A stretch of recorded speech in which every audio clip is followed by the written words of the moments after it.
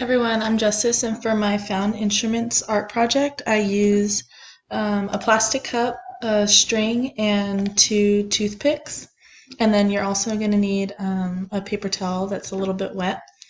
So in this instrument, the plastic cup creates a soundboard for the vibrations from the string, and tugging on it with the wet paper towel, it allows the vibrations to be heard. So I'll give you an example.